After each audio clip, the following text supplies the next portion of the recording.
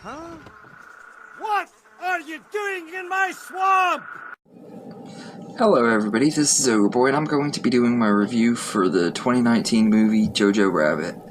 So in this movie, a 10-year-old German boy spends his day wishing that he could train to be a Nazi, and he's got an imaginary version of Adolf Hitler as his best friend, and he thinks that the Nazis and stuff are all cool. He doesn't realize how evil they are and stuff because he's just a kid and everything, and that's one of the themes of this movie. It explores like his innocence and stuff, and as the movie goes on, he finds out that his mom has been hiding a Jewish girl in their attic, and he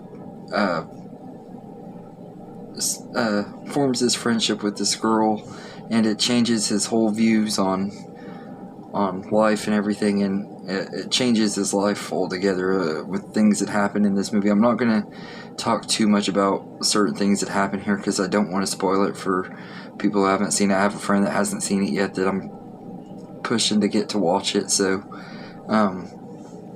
I don't want to spoil it if he's watching this video, but I will say that this is a really, really great movie. It's one of my favorite movies that Taika Waititi directed, if not my favorite. It probably is my favorite, actually.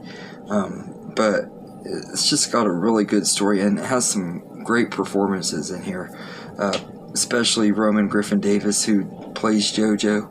He's just absolutely amazing in the role, perfectly cast and everything. I don't know if he's been in anything else since then, but I think this was his first movie, and it was one hell of a way to start a career. Thomasin McKenzie plays Elsa, the Jewish girl that's living in their attic, and she's amazing too. And the chemistry between her and Roman Griffin Davis is really, really good. They work really, really well together in this movie. But all of the cast works great together in here too. Roman Griffin Davis has to have chemistry with a lot of different actors in this movie, and he works with all of them excellent. Scarlett Johansson plays his mother, and she is just absolutely perfect as her. She does a really great job with the accent and stuff, and her performance is really good too. She even got an Oscar nomination for it, and very deserving one. Sam Rockwell plays the head of this, I guess it's troop thing where they're trying to get kids to join the Nazis and stuff, and he's like one of the head Nazis in their area and stuff, and is friends with Jojo and his mom and stuff, and he's really good in this movie too. He has a really good story arc and kind of gets a little bit of a redemption at the end, which was kind of cool, and everything. Even though it wasn't a full redemption, but I mean he did do a little bit right. He wasn't a good person though, the character, I mean. But Sam Rockwell just does an excellent job playing him. And then I think it's Alfie Allen is the name of the kid. He was in the new Home Alone movie too, but he plays Jojo's best friend, and he is really good in here too, and he's really funny and stuff. I really liked him in this as well. And Rebel Wilson has a small role in here, which I always forget she's in here. But all of the casts are really good in this movie. All of them fit their roles really well. And Taika Waititi plays this over-exaggerated version of Adolf Hitler, who's the imaginary friend of Jojo, and he's absolutely hilarious in the role. And there's even times where he's a little bit creepy towards the end of it, but he's not really creepy. He's more funny than he is creepy, but there are parts where there's like a little bit of creepiness in that performance if you watch it, but he's really good at playing this over-exaggerated, goofy version of Hitler that you would think that this movie wouldn't work. When I heard the premise for this movie, I was like, okay, this is going to be a disaster. This is going to be a bad idea and everything. And then I saw the movie, and it's one of the best movies that blends comedy and drama together. There's not very many movies that can blend them so perfectly, but this one does it really well. The first half feels like a comedy, and the second half feels more like a drama, although it still has its humor spread out throughout the whole movie, and it just works perfectly well. And when it gets to the serious stuff, it lingers on it, like it lingers on it so much you're like, man, this is really, really sad and hard to watch, but it works really well. And there's one particular scene, though, that is just gut-wrenching. If you've seen the movie, you know what I'm talking about.